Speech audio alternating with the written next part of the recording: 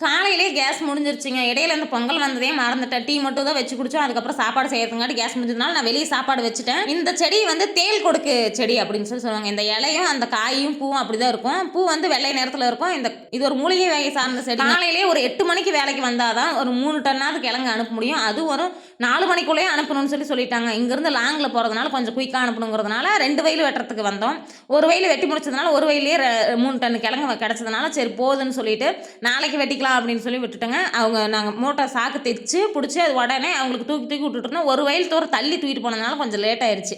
ஒரு மணி நேரத்தில் வேலை முடிகிறது வந்து 2 மணி நேரம் அப்படி ஆயிடுச்சு. பப்பாளி மரத்தை பார்த்ததுமே ஒரு பழமாவது பழுத்திருக்கணும்னு நினச்சிக்கிட்டே போனாங்க. ஒரே ஒரு பழம் மட்டும் பழுத்திருந்தது. யாருக்குங்க பப்பாளி பழம் பிடிக்காம இருக்கும்? அந்த அளவுக்கு உடம்புக்கு நல்லது இல்லைங்களா? வைட்டமின் ஏ, டி, நார்ச்சத்து இதெல்லாம் இருக்கிறதுனால உடம்புல இருக்கிற கெட்ட கழிவுகளெல்லாம் நீக்கிடுங்க. தினைக்கும் காலையில் ஒரு 100 கிராம் சாப்பிடுங்க. ஒவ்வொரு பீஸ் சாப்பிட்டா கூட போதுங்க. அந்த அளவுக்கு உடம்புக்கு நல்லதாகவும் இருக்கும், க்ளோவாகவும் இருக்கும்.